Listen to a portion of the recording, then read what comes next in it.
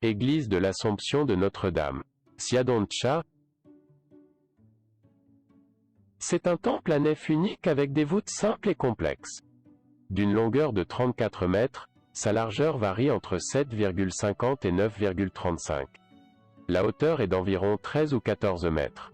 C'est un ensemble intéressant, avec des colonnes de chapiteaux romans éloquents, voûtes d'ogives riches et variées, et 7 retables de valeur inégale. L'usine appartient à 4 siècles, le XIIIe siècle. Les 2 premiers corps lui appartiennent. Aussi les arcades extérieures du portail et divers éléments. XVIe siècle, les 4 derniers corps. L'année exacte apparaît sur l'une des nervures de la voûte, 1551. XVIIIe siècle, des modifications sont apportées à certains murs et le retable principal est placé. Déjà au XXe siècle, les murs ont été nettoyés, le toit a été reconstruit et la tour, qui s'est effondrée en 1850, a été reconstruite. Principaux éléments. Couverture principale. Les 7 archivoltes lisses en ogive reposent sur 7 chapiteaux à représentation végétale. Dans les chambranles de la porte, on trouve de curieuses décorations.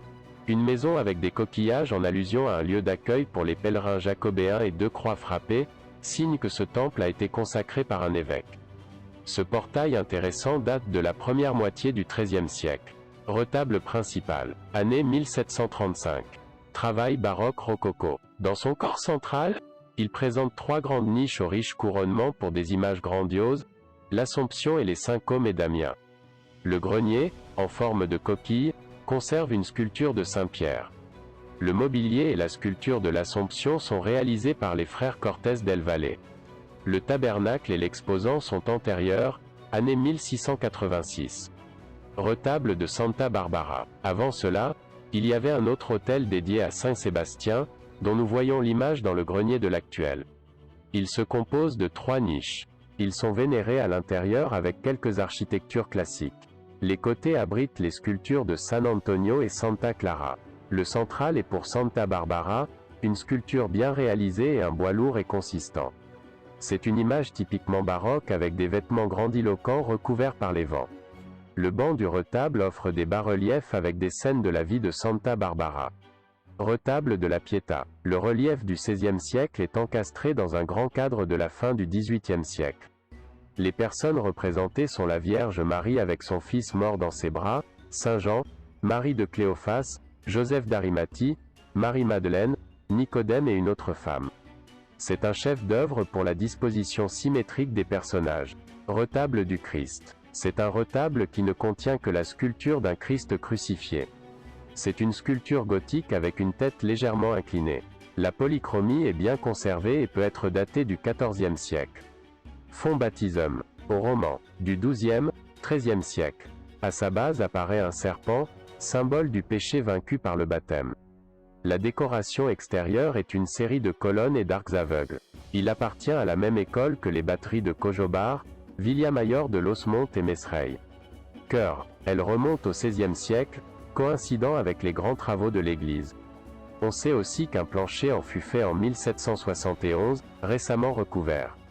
Sacristie. Elle date du XVIe siècle, ses nervures sont semblables à celles de l'église. Il y a un meuble sculpté en noyer construit en 1750 pour 1000 reais. Devant ce meuble se trouve une banquette du même style et de la même époque. D'autres images. Une Immaculée, très fine ciselure et délicate polychromie. Une Vierge debout avec l'enfant dans ses bras, à qui manque une partie de la tête. Il ressemble beaucoup à certains des retables de la cathédrale de Burgos.